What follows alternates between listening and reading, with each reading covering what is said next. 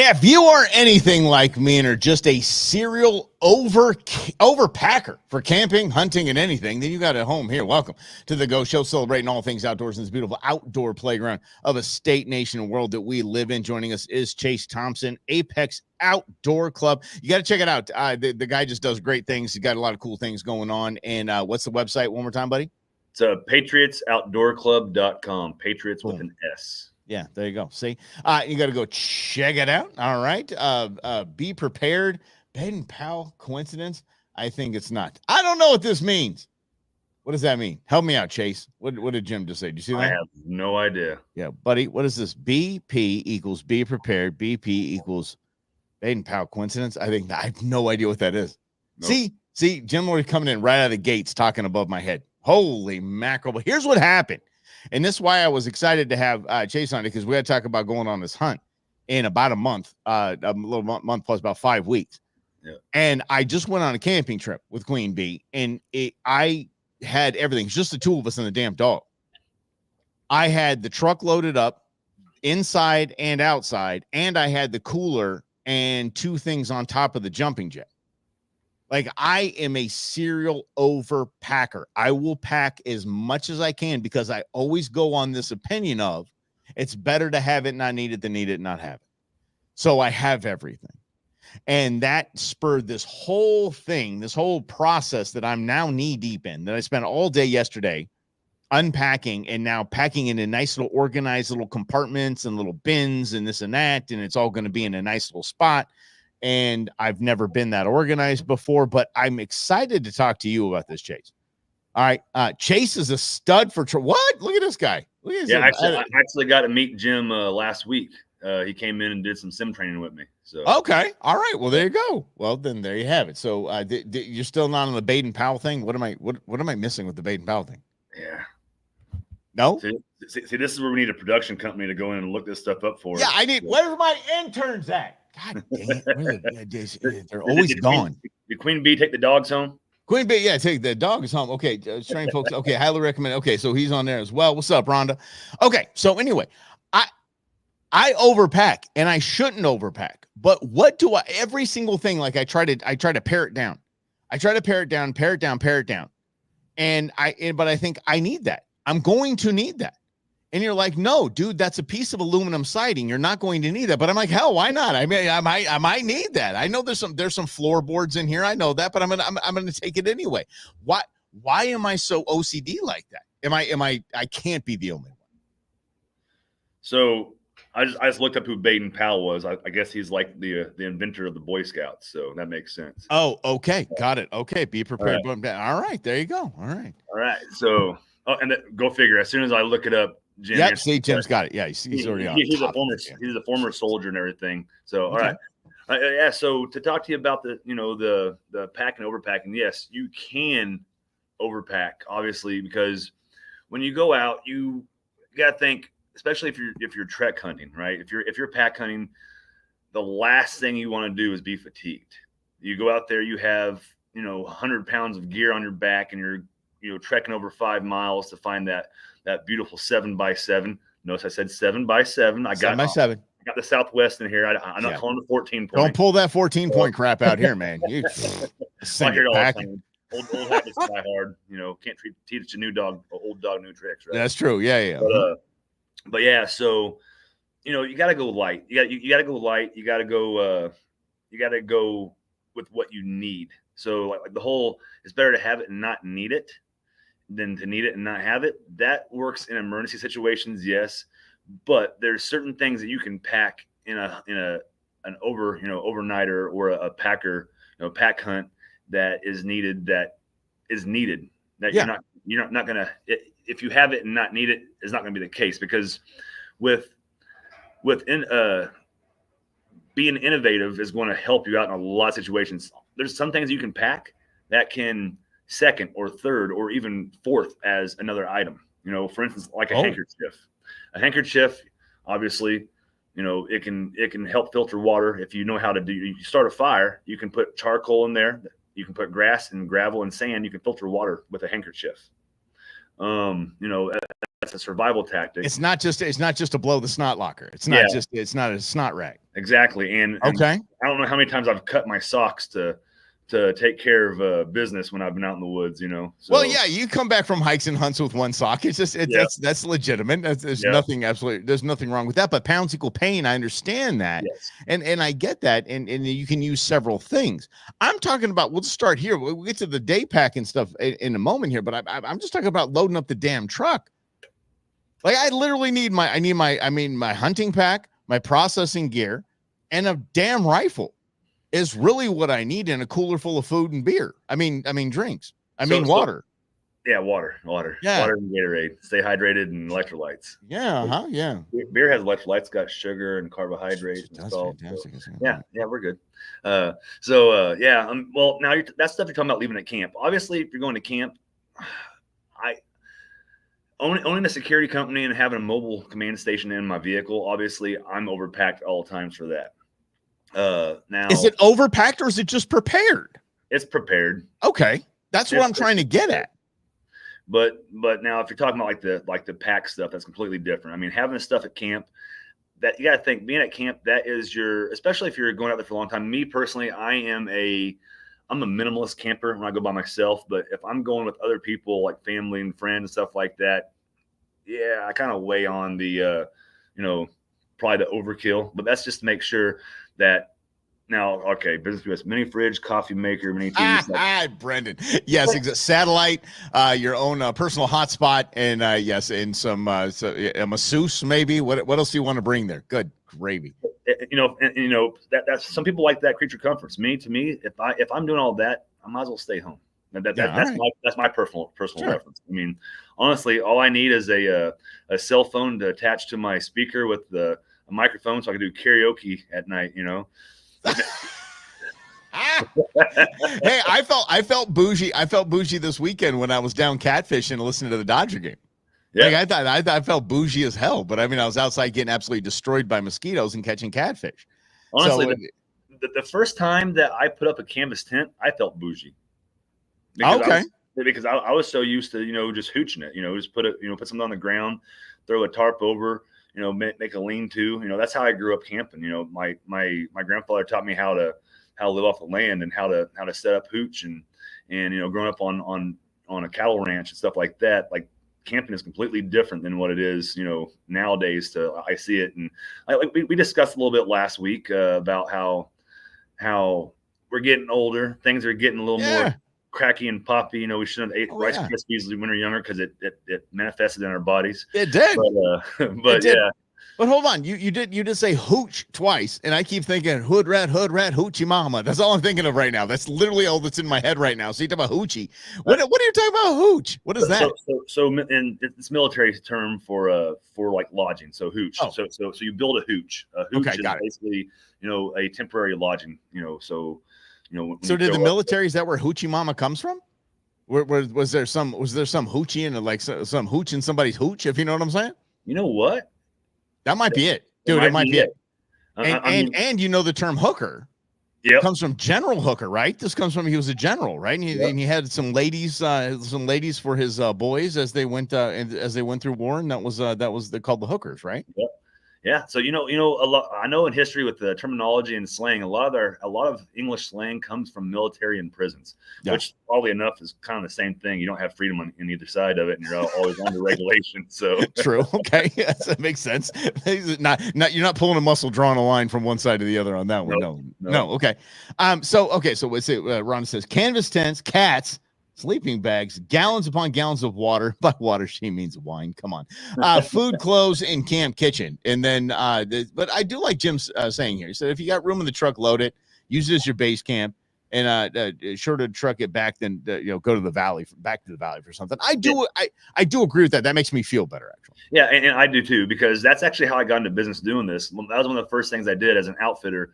Was people would pay me to bring them water and provisions. I would go to the store and buy their stuff from while they're set up, so they didn't have to worry about leaving camp. And that's what started me off as an outfitter and got me into the hunting guides and all that stuff. And then I'd take back their trash for them so that they didn't have to leave. I take up a large, water bladder and fill all their water up for them. That's how I got into this to start. And I saw it a lot. And there's so many people that would actually do that, especially like during COVID, because COVID, everybody was out in the woods because you couldn't get together in person. So everybody went out to the woods just to make sure they could have fun, and that's what gave me the idea. I'm like, well, I'm going to do this. So okay, let's back it up though. Let's begin with the end in mind. Okay. Mm-hmm. So, I think that was some kind of Disney Channel, Mickey Mouse Clubhouse thing, but anyway, or maybe Winnie the Pooh, but begin with the end in mind. And so let's start with, you and I have an elk down, of course, a 7x7, duh. 400 incher, nothing big. So we got it down on the ground. Now, is that men's inches or women's inches? There's here we go. See, this is why, God, that's why I love you. All right, so so we got it on the ground. In my pack, like saying you have nothing. In my pack is what? What do I have that day on that hunt? What do I have that day? On that hunt, you're going to want enough water to last you all day. One gallon of water should be your priority for out in the woods, right?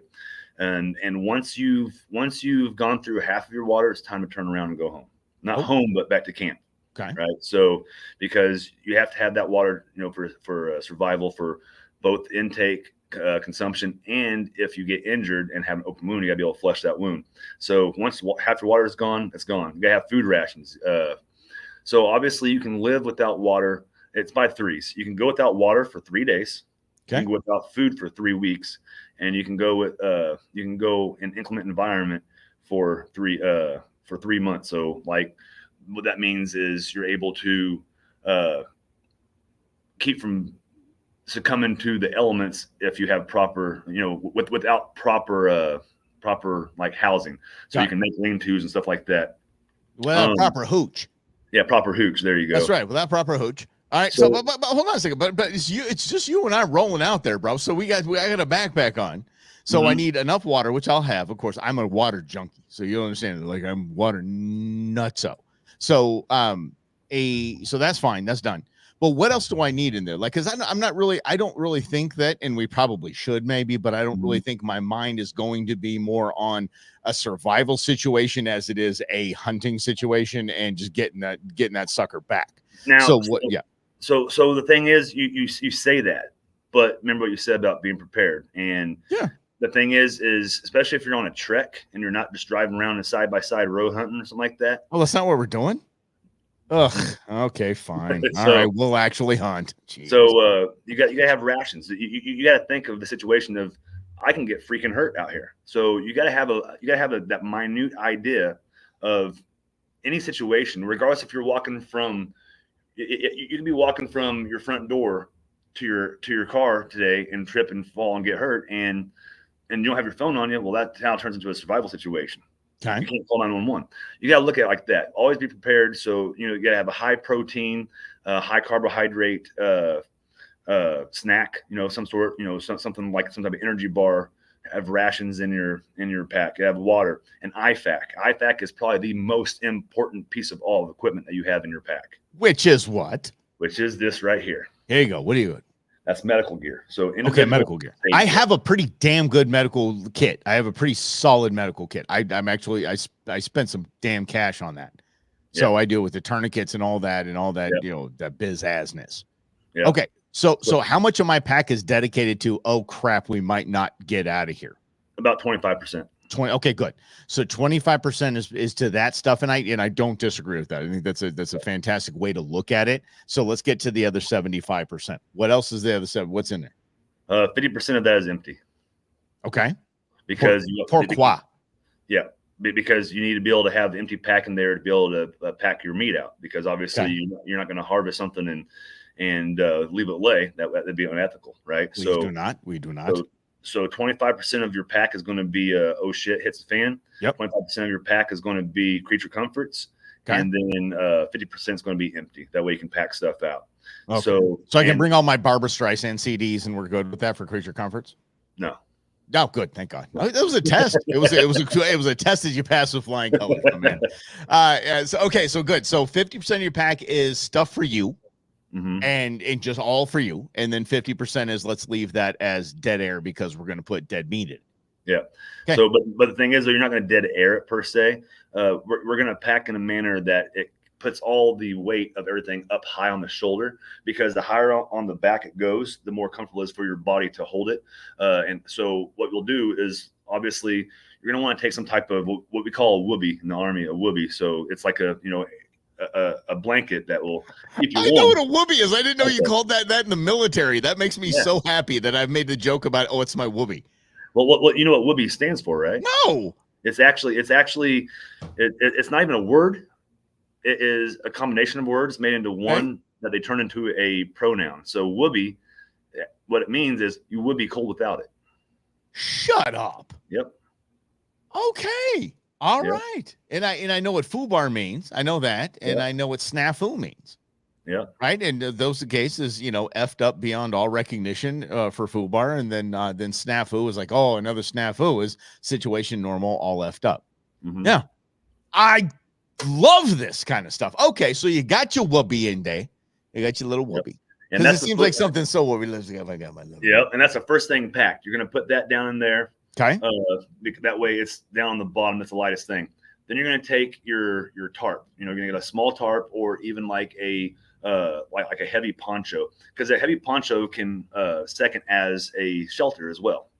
You tie that off to something on the side, and you start layering it with sticks and leaves and stuff, and that actually becomes its own little like shelter. So, and then you have your whoopee in there to hold you and keep you warm as well. That's the shit hits the fan scenario. Yeah. You get stuck out in a blizzard, or if you get injured and keep you from going into shock, you have that.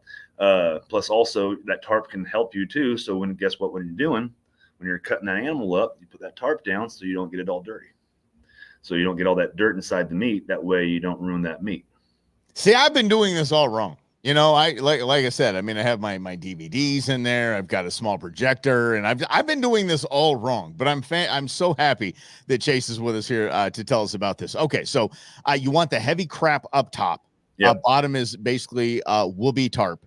Whoopee and tarp and whoopee. Got it? Yep. And then so everything else gets up top. But then, okay, now you're going to what are you going to do with your whoopee and your tarp when you have all that meat in the bag? Well, that's the thing, because guess what it is? It's scrunchable. Yeah. Okay. So, and you got the game bags too. You got every game bags in there. And then you could also use that whoopee and that tarp to kind of wrap around all that stuff too. And you can put that down there. But in all reality, I prefer to get a big animal. So when it comes down to it, what's the best way to protect that meat from flies and bacteria and dirt from the wind and stuff? You're not going to be able to pack all of that entire elk out in your pack. Right. So what we're going to have to do, we're going to have to. Yeah, going to hoist that stuff up. Yeah. Uh-huh. Well, guess what you have? You have a tarp. Oh, check that crap out. Okay. To hoist it up. And then you pack out, you come back in, grab the rest, and pack out again. Because I was planning on just having the elk over my shoulders and just walking the thing in. Remind me later to send you a picture. I actually did that with a deer. I had someone. Okay, I know you did that with a deer, but I would say, come on. I was obviously not good. Okay, then you do it with the elk then. That's it. I'll be right in front of you with a nice IPA all the way back. I mean, are we talking about a yearling? I thought you said you wanted a 7x7, not a 7x7, buddy. Well, that's what I'm talking about. I mean, I'm a big guy, but we're doing a spike horn if I'm covering over my shoulders. I can do a spike horn, but talking about a 600-pound elk, I mean, come on. I mean, buddy, I've been putting in the exercise. I told you, I've been training for this thing. So yeah. All right. Well, I'll be drinking the IPAs then while you carry it back. Yeah, there we go. Okay, so all right, so let's go back. So we know what's in the pack. So we're back at the ranch now. What do we have? What do I have in the truck? I mean, what do you usually outfit for people? What do they usually bring on their own? So for the outfit, I bring 2 tents out, one for me that has all the equipment and stuff in it. And then one for my client that's out there with me. And then I'll have a propane heater in theirs, so they don't have to worry about waking up. And in mine, I have a wood burning and I leave that wood burning in there. I just kind of stifle it while we're gone. That way, if for some reason I come back, some emergency, all I got to do is open that vent back up and it heats up real quick again. That way, we don't have a cold weather injury type situation. Now, back at camp, I have all the creature comforts. It's going to basically be home away from home without the satellite, without the, I actually have camp couches, that fold in, the Kelties. So I've actually taken naps on them a couple of times. Okay. Yeah. All right. Sitting around the fire. Yeah, sure. So, yeah. Taking some naps. Yeah. Just checking out the back of my eyelids here. Just resting my eyes a bit. Yeah. So, okay. Yeah, I mean, just basically kind of like what Jim said. If there's room in the truck, bring it for stuff that you can need if you want. But the thing is, though, if when it comes to a hunt, if you're utilizing that stuff, that means you didn't put enough time in the day. Because if you come back from a hunt and you can still party and you can still, I'm not talking about having a nightcap put you down, give you a little bit of ease, which you probably shouldn't do that anyway, because all the sweat that you're going to be getting rid of, you need to refill and replenish electrolytes and proteins and stuff. That's what's in tequila. Okay. All right. That's replenishing. But yes. Okay. But if you're not able to fall asleep as soon as you get back after having dinner, that means you didn't utilize your daytime. Okay.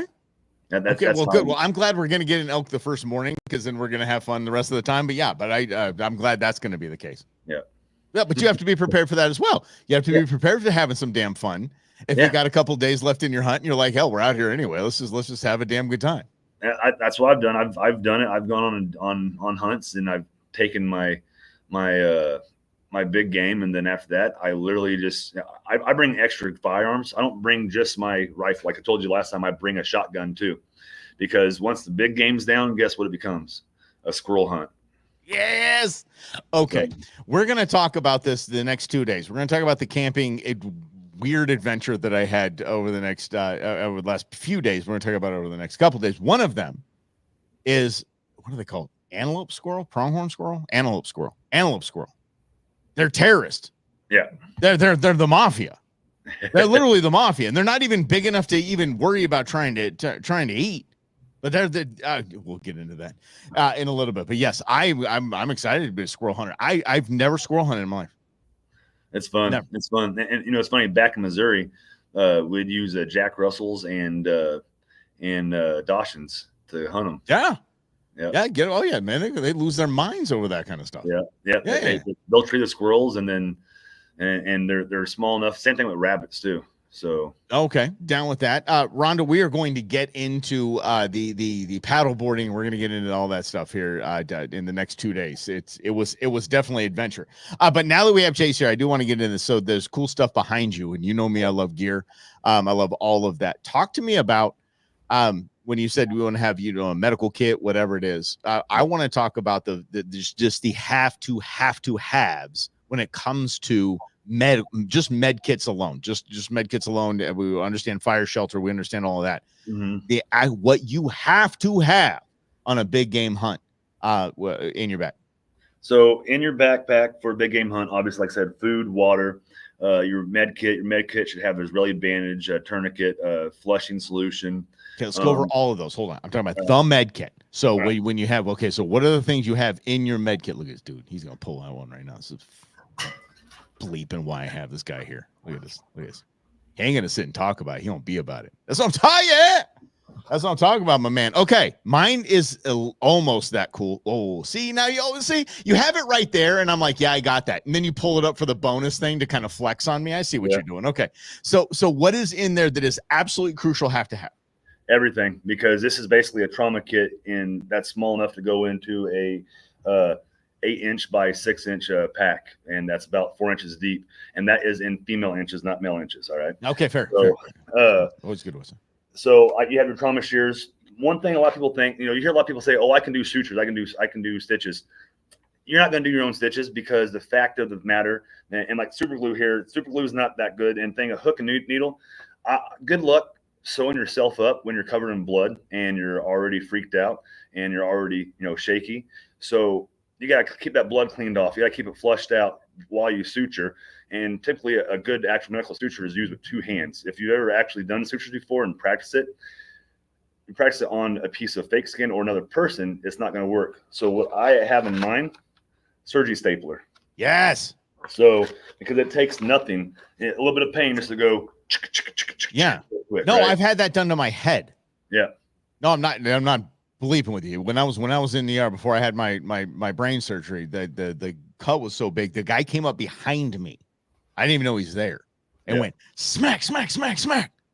And I'm like, Now, Jim here, he put quick clot. Quick clot is not good for you. The reason being why it's not good is because it actually it's made with a clay combination. What happens is quick clot is exactly that. It's a clotter, but it's an outside clotting agent that actually can cause worse damage to the human body, because what happens with quick clot, it clots up and it can actually move through the venous system, through your cardiac system, and can actually cause clots further in the body, causing you to have surgery later again, because now you have a clot causing aneurysms, causing strokes, stuff like that. So what we use in ours is a hemostatic gauze. The hemostatic gauze is a clotting agent too. It uses the body's natural riboflavin and yeah, I know I'm using medical words. That's why. You were using multisyllabic words. Not on this show, bro. Not on this show. So what it does is it makes the sugars in the body of the bloodstream, and it causes it to clot on itself, and with that patch, and remove that patch, and then it allows for the surgeons to actually do the proper sutures and stuff, like, because you got to be able to clamp off an artery if you have an arterial bleed, and that. If you don't have the ability to clamp it, then use that hemostatic gauze to push down in there. Luckily for you, I was a trauma medical specialist before I joined the Army, and then I did that while I was in the Army, doing field surgeries and stuff. So, but I have a hunting stapler, so I'm good. Right? It's camo. It's going right in the bag, and it's good. This will get this right up. Just got like this. And yes, Rhonda, you're right. I actually have one on the back of my headrest of my truck. I always keep one of these kits and a headlamp on that, and also on my side-by-side on the side. Yeah, we talked about headlamps, dude. If y'all just even going through your normal routine in your truck and you don't have a headlamp in there, I don't know what you're doing. It's like not having gas in your truck. I just don't get it. You have to have a headlamp with you at all times. And extra batteries. Yes. Thank you. Yeah. And then you got your compressed gauze, you got your SAM splint. A lot of people don't know what SAM splint is, but SAM splint, it's a foldable splint that you can put around brakes and stuff like that on the body. If you sprain your ankle, something like that. You can also use sticks, that way too, as long as you have like a triangle bandage or something. You have your in this kit, you also have your tourniquet. This is one of the main things. If you notice, this tourniquet isn't wrapped up. A lot of people, they keep their tourniquets in the original wrapping. And it's like, well, what the hell's the point of that? Because for arterial bleed, for the average adult healthy male with good blood pressure, an arterial sever, a man can bleed out in 2 minutes. A female in 1.5 minutes. An arterial nick, a man can bleed out in 7 minutes. A female in 5.5 minutes. If you're sitting there trying to dick with that packaging to get that tourniquet out, well, guess what? You just wasted valuable time, and your body must have 70% of its blood for you to maintain life. Okay, so it's like having an EDC without something chambered, without a round chamber. Exactly. Basically, why are you wasting time? You can't waste that kind of time. That's amazing. I love that stuff there. Okay, so what else we got? Because tourniquet is huge. Yeah, it really is. What else we got? Emergency is really pressure dressing, life straw. That's an important thing too, because if you run out of water or you got to use your water to flush and you try to make your way back with self-resilience, you got to have that life straw to drink from. Your compressed gauze, your rolled gauze. Vented chest seal. That's super important too, because you never know. Hunting accidents do happen. Dick Cheney. Yeah. Exactly. I know what's up. Yeah. So, someone could either shoot you or you could fall and have an impalement. And that impalement, if you have a second chest wound, well, guess what? You got to be able to cover that off somehow. Steve Irwin. Vented chest seal is super important to have. Got your Mylar blanket just in case for emergency situations. Also, because it's reflective, it can help if you get stuck out there. You take that and you see like a helicopter on a search, sit there and open it up and flash the helicopter with it. Mirror's always good to have too. Little mirror. Yep. Start fire with that and you can signal. Yep. And then this one also comes with a first aid book. So it actually allows you to, if you don't know what you're doing, you can read about it so you know how to do it. in a pinch. And Brendan said opening day of dove season. Yeah, dude, I felt like I needed that entire kit opening day of dove season. I don't know if you heard the show, but I did. I got shot in the neck. And I'm like, these people, dear God, it was hell out there. I was out dove hunting, and I actually threw my son to the ground, and I stepped over the top of him. I took Pepper to the back. Yeah.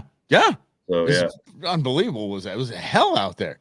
I have a little pocket emergency blanket. All right, Bree said that. She said the Mylar. Yeah, it's the shiny stuff. That's the space blanket. Yep. Yeah. And then someone said something about super glue. Yeah, super glue works too. And in our kits, we have liquid skin as well. So okay. Well, see that. Check that crap out. See, there's stuff that you actually need. But here's a good piece. I use a program called SureFast. It's called SURFAST 2. That's how I download my videos for these shows. So I can take a YouTube video, I can take anything, and I can just have it just ripped and downloaded. And it could be off Twitter, it could be off Instagram. So what I've done was I've taken, let's see here, Steve Eichler's gutless method in dressing. I have how to change a axle out on my jumping jack. I have all these videos on my phone, so I don't need internet. Yeah. And I can watch these things. So to do the same with your med kit, like how to properly dress a wound, how to properly use a tourniquet, what do's and don'ts, to have that video there. I know you're talking about minutes, but still, it's, get it done and then see if he did it right. And then if he can't do it again. Now here's the thing. What if your phone dies? What? True. But it's good. It definitely have the book. But what I'm saying is if you could double it up, for me, I'm so visual and I need that video to kind of watch through. It's just kind of the way of things. It's good to have both, I would think. Yeah. Well, that's what I was leaning on too as well, because you see what else you want in your pack. You also want one of these guys here, the USB chargers. Because hell yeah. Because while you're using your phone for GPS to make sure that you're in the right location. I'm a map guy. I go by maps, but I'm also what you call a tactical redundancy guy. While I'm out there, I use my map, I triangulate myself, see where I'm at, and then I pull out my GPS and I make sure that, so I'm either right on or I need to veer this way a little bit. And I turn my phone off and I have it for emergency situations only. Once I'm Siri, where am I? Damn it, Siri. That's where I start with. Damn it, Siri, where am I? Yeah, that's where I am. But again, in those situations, you can't. And that's right. And by the way, solar phone chargers are fantastic. Yeah. I've got 2 of those. Anything from Jackery has been really doing well by me. I don't know if you know that product, but line. But the solar stuff is absolutely fantastic for camp. The solar stuff for camp. Chase, you are a wealth of knowledge, and it's so fun having you on the show. And I'm excited about our hunt. I'm excited about leading up to this. We have a lot more to talk about. And today has been so informative. Tell the peeps, except for Jim, because he's one of the cool kids who's already been there. Tell them where your shop is, where they can get a hold of you, and then we'll kick it out of here. All right, so the shop is in Glendale off of Thunderbird Road across from ASU West. The address there is 4920 West Thunderbird Road, Suite 108. Look for the big yellow sign that says CCW classes. Next to it is a white sign that says American Patriots Extreme Outdoor Club. My phone number, call me anytime. I always say phone call is free. Consultations are free. 480-708-1564. You can email me at patriotsoutdoorclub@outlook.com. And then the website is patriots with an S, patriotsoutdoorclub.com. All right, y'all, we're going to do this it's going to be a 2-part episode because so many crazy things happened on our little tiny camping trip that we took, including paddleboarding. So Bree, you'll understand that. Bree was with me from the beginning. So you know who she is, Chase. She was with me through the years, and she did the hybrid light. Those flashlights have been fantastic. I still use those things. Those are solid, and they float. So thank you, my man. Appreciate you. Appreciate all of you playing along and hanging out with us. And we'll see you mañana right here on the Go Show, celebrating all things outdoors in this beautiful outdoor playground of the state, nation, and world that we live in. Have a great rest of your day, everybody. You too.